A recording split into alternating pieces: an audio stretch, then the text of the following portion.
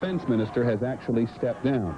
At any rate, the coup's leaders are still issuing... Essas imagens exclusivas foram feitas pela própria Polícia Federal. O que mais surpreendeu os policiais foi a sofisticação da embalagem que imitava inhames. A droga estava envolvida em vários sacos plásticos. E, por último, uma fita crepe enrolada com a parte adesiva para fora, envolvida com pó de serragem. Só ao lado de um inhame de verdade é que dá para notar a diferença. Além dos 3 traficantes presos em Fortaleza e de outros 3 presos em Cuiabá, a Polícia Federal espera prender mais gente ainda durante esta madrugada. E está fazendo diligências no Rio Grande do Sul, Paraná, São Paulo e no Mato Grosso. A Polícia Federal também está investigando agora os donos da empresa paulista Nevrasca Importação e Exportação. Era no nome da empresa que estava a carga de madeira que era transportada pelo caminhão, apreendido junto com 646 quilos de cocaína. A polícia já sabe que um dos sócios da Nevrasca é um colombiano e suspeita que ele possa ter ligações com o cartel de Medellín. 2 nomes disputam a preferência da CBF para substituir Falcão no comando da seleção brasileira. Um deles é Vanderlei Luxemburgo, demitido ontem do Flamengo. O outro é Carlos Alberto Parreira, técnico vice-campeão brasileiro pelo Bragantino. Os dois continuam na defesa quanto a um possível convite. São coisas do futebol brasileiro. O Falcão hoje mesmo, numa entrevista, dizia nos jornais que estava preparado para tudo. A gente, como companheiro de profissão, lamenta porque um trabalho que tinha apenas duração de 1 ano e que visava a próxima Copa do Mundo tenha sido interrompido de uma maneira assim tão precoce. Agora, se você for convidado a aceitar, o que você pensa da seleção brasileira? Eu não tenho nada a comentar, não tenho nada que pensar sobre uma possibilidade que não existe. Não houve nenhum contato da CBF, mas é uma das coisas que eu projetei na minha carreira. Eu acho que todo profissional que milita no futebol pensa em chegar à seleção brasileira. Eu nunca reivindiquei o lugar de ninguém, mas quero que o dia que tiver um espaço, que o meu nome seja pelo menos ventilado. O técnico Falcão está em Porto Alegre e não recebeu nenhuma comunicação oficial da CBF sobre a sua saída. Perguntado sobre sua permanência no comando da seleção brasileira, ele foi irônico. Se o Gorbachev caiu, por que eu não poderia cair também? A seleção dos Estados Unidos apronta mais uma no Campeonato Mundial de Futebol até 16 anos, que está sendo disputado na Itália.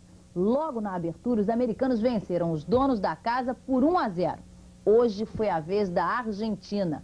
Nova vitória americana também por 1-0. Já o Brasil goleou os Emirados Árabes e só precisa de um empate para chegar às quartas de finais. O jogo foi disputado na cidade de Massa. Jean de falta marcou o primeiro gol da seleção brasileira. No segundo gol, Adriano bate a falta cruzada na área e Nenê aparece para marcar. Brasil 2-0. Adriano, a revelação desta seleção, é quem marca o terceiro gol do Brasil, 3-0. E Adriano completa a goleada na cobrança de mais uma falta. Brasil 4, Emirados Árabes 0. O próximo jogo é contra a seleção do Sudão. E você vai ver agora as primeiras imagens desta quarta-feira em Moscou. As barricadas continuam bloqueando o acesso ao prédio do parlamento russo. Debaixo de chuva fina, nas primeiras horas da manhã, a barricada organizada pelo movimento liderado por Boris Yeltsin continuava protegendo o prédio do parlamento. Mais cedo, no início da madrugada, houve novo confronto entre o povo e o exército soviético. Em frente à embaixada americana, a cerca de 1 quilômetro do parlamento russo, um tanque tentou derrubar a barricada.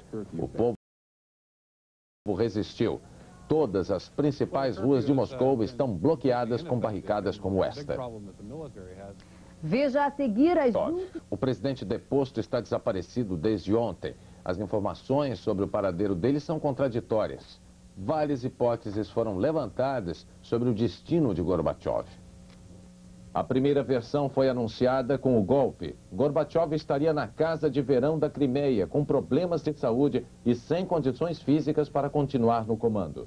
Já segundo um jornalista francês, Gorbachev estaria em Moscou, preso pela KGB. Ele teria se recusado a se afastar do poder temporariamente e por isso foi preso.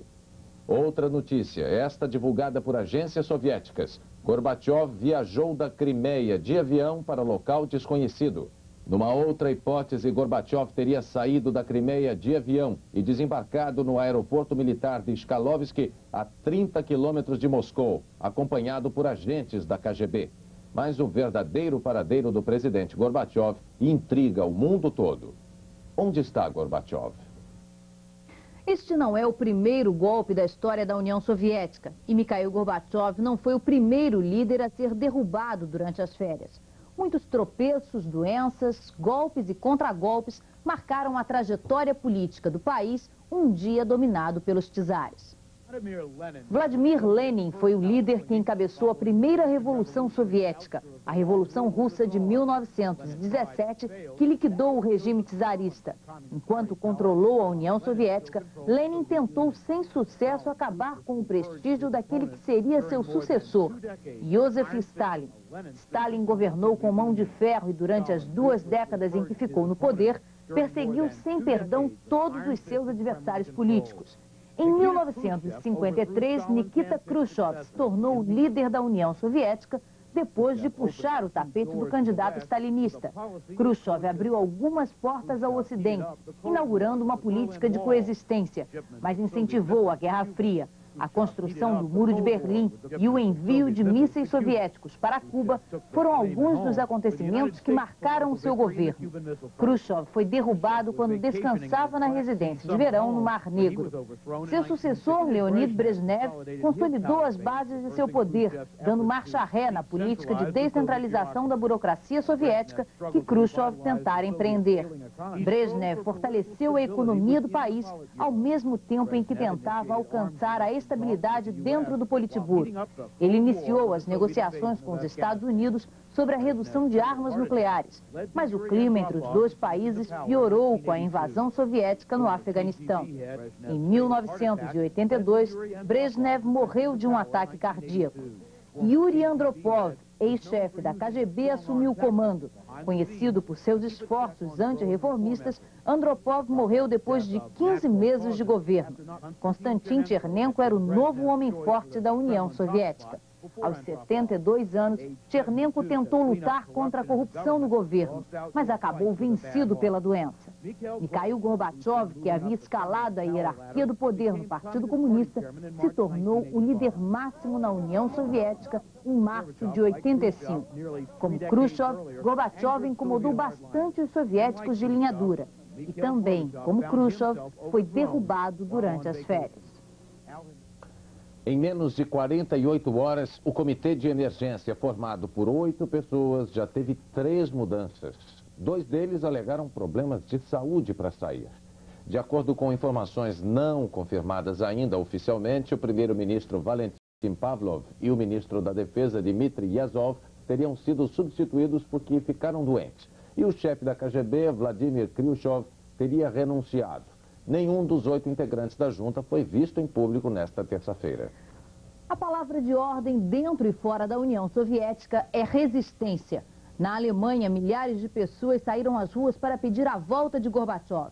E os boatos de renúncia de integrantes da junta militar são um sinal de que o novo governo pode não ter o controle da situação. Paulo Francis. Na terça-feira não tinha se consolidado a situação de golpe de Estado na União Soviética. As 3 principais repúblicas do país, Rússia, Ucrânia e Cazaquistão, não aceitavam a autoridade da junta militar, queriam a volta de Gorbachev e depor os golpistas. A única coisa que a junta pode fazer é silenciar essa gente à bala ou prendê-la, o que seria um escândalo mundial. Já causou repulsa mundial o próprio golpe. Bush e a Comunidade Econômica Europeia cortaram o auxílio à União Soviética, não reconhecem diplomaticamente a junta e exigem também a volta de Gorbachev. Essa junta nada tem a oferecer ao povo soviético, nem o dinheiro para a compra de bens de consumo. É só uma volta ao stalinismo puro e simples. Não vai durar muito. E agora as últimas notícias. Tropas do exército soviético atacam a torre de TV de Tallinn, a capital da Estônia, poucas horas depois da declaração de independência da República Báltica. Os soldados ocuparam parte da Rádio Nacional da Estônia e da torre de televisão, que ficam afastados do centro da capital.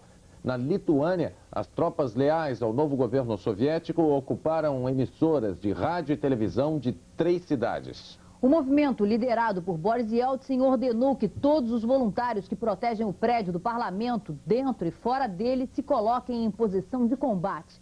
A convocação foi feita durante a madrugada, depois que chegaram informações de que uma divisão de paraquedistas do exército soviético estaria se dirigindo para lá. Dentro do prédio, todos estão armados. Os milhares de voluntários que estão do lado de fora não têm armas e, por isso, receberam orientação para se afastar das entradas principais do parlamento. Neste momento, cerca de 1000 tanques e blindados se movimentam nas ruas de Moscou. O Jornal da Globo termina aqui, mas o nosso plantão continua. Uma boa noite para você. Boa noite.